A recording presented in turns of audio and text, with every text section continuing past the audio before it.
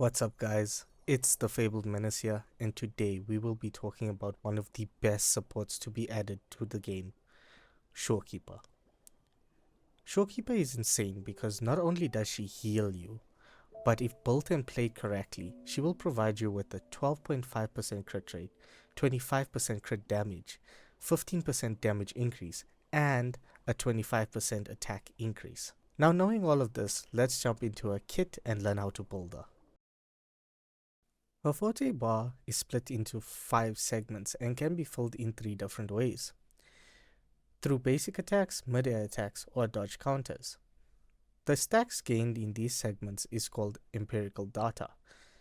There are 4 stages to her basic attack. You will obtain 1 segment of empirical data through basic attack stage 1, 2, and 4, but will obtain 2 segments of empirical data at basic attack stage 3, meaning if you perform all 4 stages of a basic attack, her Forte bar will be filled. A mid-air attack or dodge counter will obtain 1 empirical data as well. When her basic attack hits a target, a collapsed core will appear. This collapsed core will transform into a Flare Star Butterfly after 6 seconds. Flare Star Butterflies automatically track and attack a target, dealing spectral damage. When a Forte bar is full, casting heavy attack will consume all segments to pull in nearby targets, dealing spectral damage. At this time, all generated collapse cores will be instantly transformed into Flare Star Butterflies. Her Resonance skill restores HP for all nearby party members and summons 5 Dumb Star Butterflies, which automatically track and attack a target, dealing spectral damage. There are 3 stages to her Resonance Liberation, the first being the Outer Stellar Realm, which restores HP for all party members within its effective range continuously. This effect can be triggered once every 3 seconds. When a party member uses their intro skill within the Outer Stellar Realm, it will evolve into the Inner Stellar Realm. Within the Inner Stellar Realm, for every 0.2% of Shorekeeper's energy regen, all party members will gain a 0.01% increase of crit rate, up to 12.5%. The Inner Stellar Realm has all the effects of the Outer Stellar Realm. And lastly, when a party member uses their intro skill within the Inner Stellar Realm, it evolves into the Supernal Stellar Realm. Within the Supernal Stellar Realm, for every 0.1% of Shorekeeper's energy regen, all party members will gain a 0.01% increase of crit damage, up to 25%. Supernal Stellar Realm has all the effects of the Inner Stellar Realm.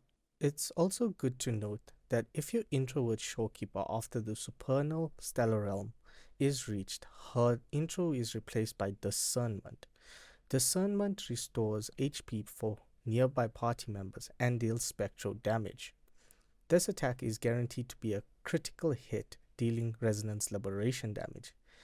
Intro skill Discernment can be only triggered once per generated Supernal Stellar Realm.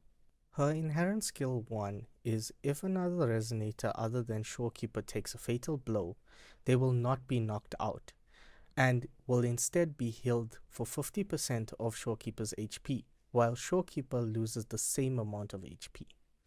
Her HP will not go below 1 with this effect, and this effect can be triggered once every 10 minutes. Her inherent skill 2 is if a resonator is unfilled and in the Stellar Realm, Shorekeeper's energy regen is increased by 10%, and Rover's energy regen also increased by 10% if Rover is on the team. And for her outro skill, Shorekeeper summons 1 Flare Star Butterfly and 1 Dim Star Butterfly to circle the unfilled resonator for up to 30 seconds. This effect allows the resonator to immediately recover from interruption by tapping the dodge button. This effect can be triggered up to 5 times, and all nearby party members' damage is amplified by 15%. For stats bonuses, she has healing bonus and HP percentage. And for skill level up priorities, you will be looking at her intro skill, her resonance liberation, and her resonance skill, in that order. Her Forte circuit and normal attack isn't that important, but I still recommend leveling them up to at least 6. For her Echo set, you will want to run her on the Rejuvenating Glow. A 2-piece of the set increases healing bonus by 10%, and a 5-piece increases the attack of all party members by 15% for 30 seconds upon healing allies. For her forecast, you will want to run the new boss, Fallacy of No Return, either crit damage or healing bonus, and after activating the Fallacy of No Return, the Resonator gains 10% energy regen, and all team members gain 10% attack for 20 seconds. For a 3 cost, you'll want to run energy regen, and for a 1 cost, HP percentage.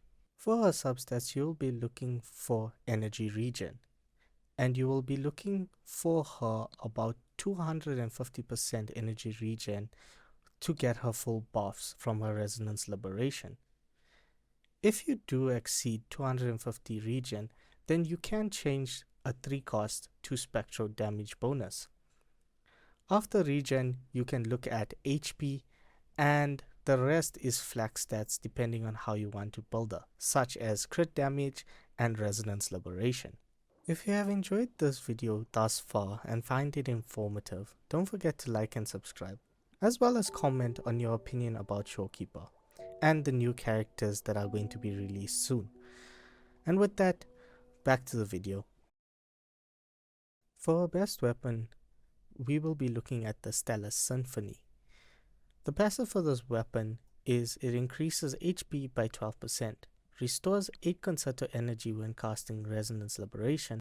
This effect can be triggered 1 time every 20 seconds, and casting Resonance skill that heals increases nearby party members' attack by 14% for 30 seconds. The effects of the same name cannot be stacked.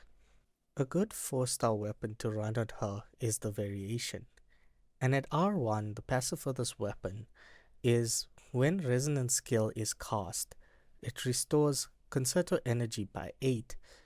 This effect can be triggered 1 time every 20 seconds. If you are planning on playing her with this weapon, I suggest R5ing this weapon if possible. And the last weapon we will be looking at is the Rectifier Voyager. At R1, the passive for this weapon is when Resonance skill is cast, it restores Resonance energy by 8. This effect can be triggered 1 time every 20 seconds. Now for her teams, she will basically fit onto literally any team you want to play her on. For me personally, I like to run her on my Jinsei team just for a bit of extra damage. I will now show you a small showcase in the difference between Shorekeeper compared to Verena in terms of damage.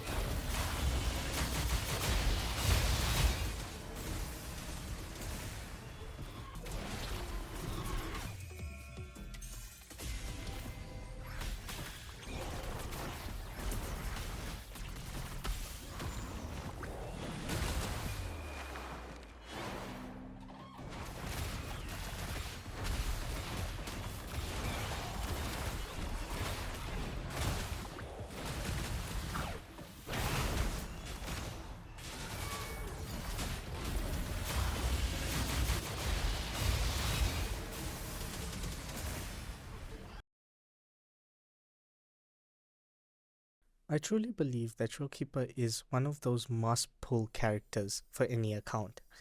Not only does she buff and heal you, but she's also a lot of fun to play. She's also very easy to build as well, which makes it also a benefit.